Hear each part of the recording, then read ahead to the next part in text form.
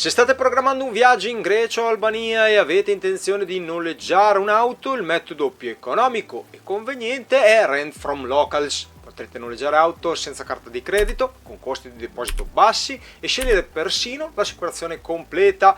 Ma che cos'è esattamente Rent for Locals? Lo scopriamo dopo la sigla.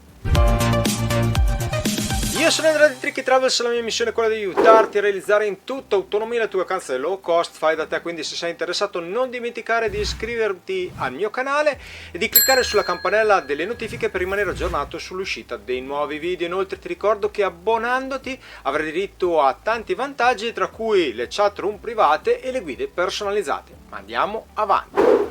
Stavamo dicendo, ma che cos'è esattamente Rent for Locals? È una piattaforma simile ad Airbnb dedicata al noleggio auto tra privati e agenzie di noleggio. Prima di spiegarvi come funziona, vi invito a utilizzare uno dei due link che troverete in descrizione per accedere a Rent for Locals Albania o Grecia.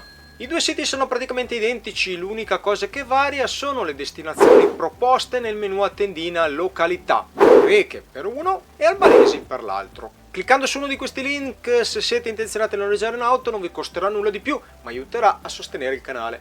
Il punto di forza di questo sito internet è di rendersi garante tra il cliente e il noleggiatore, un po' come fa Airbnb per i propri alloggi.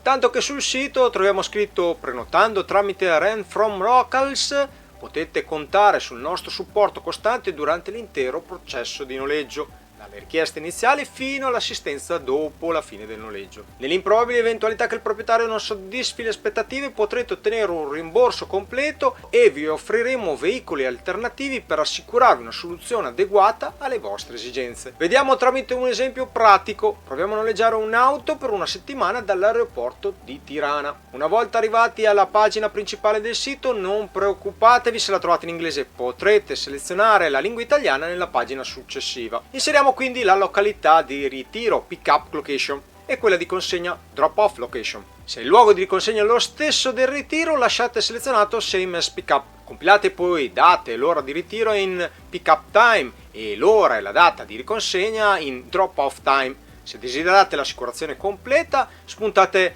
I need fuel insurance, ma questo potrete selezionarlo anche in seguito.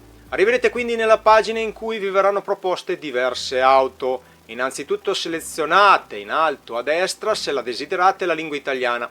Poi sulla sinistra scegliete tra i filtri proposti per trovare l'auto perfetta per voi. Potrete scegliere le dimensioni del veicolo, l'anno di produzione, il tipo di cambio, automatico o manuale, il tipo di carburanti, i tipi di assicurazioni che preferite, casco, completo, eccetera. Se è necessario un deposito, la modalità di pagamento e infine se avete intenzione di attraversare il confine. Una volta effettuate le vostre scelte, premete sul tasto aggiorna e la lista delle possibili soluzioni verrà aggiornata. Ora non vi resta che scegliere l'auto che fa per voi. Per ogni mezzo vedrete il prezzo al giorno, il relativo sconto, l'icona e il nome del proprietario con le relative valutazioni e il rapporto tra prenotazioni e richieste accettate. Poi vi spiegherò cosa significa. Selezionando un veicolo vi troverete in una nuova pagina dove troverete tutte le informazioni del veicolo e le foto. Inoltre i prezzi di eventuali supplementi, come ad esempio la consegna fuori dall'orario lavorativo, l'assicurazione completa o, come serve a me, il seggiolino per bambino. Oltre a questo anche la modalità di pagamento.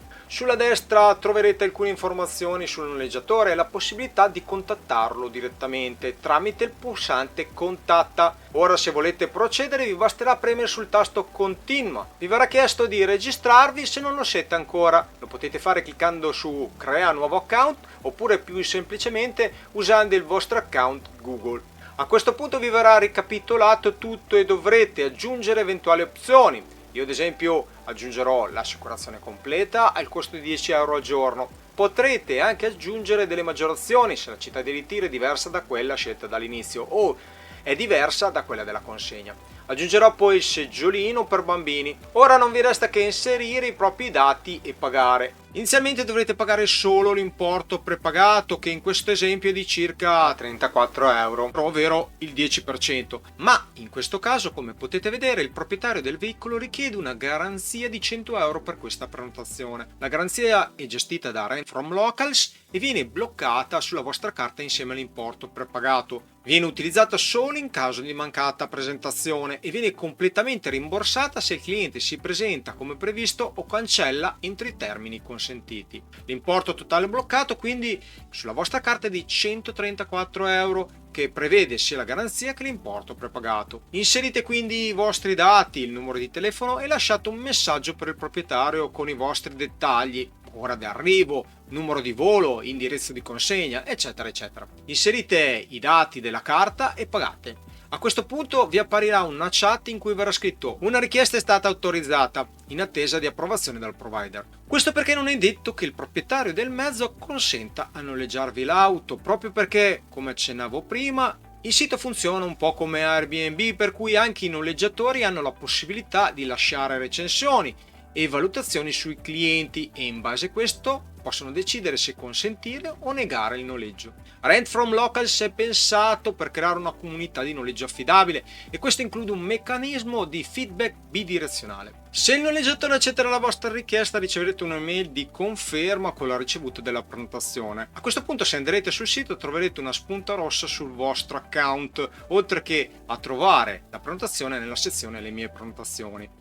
Fate attenzione perché non è finita qui, dovrete infatti entrare nel messaggio e caricare qui il vostro documento di identità e la patente di guida, che generalmente sono richieste per il contratto di noleggio. Il caricamento è possibile solo tramite telefono cellulare, quindi fatelo con quello. Una volta caricati i documenti e ricevuta la conferma finale, la prenotazione è conclusa. Un grande vantaggio di questo sito è la trasparenza offerta dalle recensioni reali dei noleggiatori. Nella pagina di ogni auto sopra il pulsante contatta troverete l'immagine e il nome del proprietario. Cliccando sul nome si aprirà la sua pagina profilo. Qui potrete leggere una descrizione, esplorare tutti i veicoli disponibili e soprattutto consultare in fondo le recensioni lasciate da altri utenti, complete di date e modello di auto noleggiato. Sebbene manchi un filtro per scegliere il modello tra le recensioni, queste preziose testimonianze vi aiuteranno a noleggiare con maggiore serenità, evitando sorprese sgradite. Il gioco è fatto, o meglio il noleggio è fatto. Spero che questa guida vi sia stata utile per i prossimi vostri viaggi in Grecia o Albania. Vi ricordo che potete trovare il link in descrizione per noleggiare la vostra auto in modo semplice ed economico supportando il canale senza spendere nulla. Come al solito non mi rimane altro che augurarvi un buon viaggio.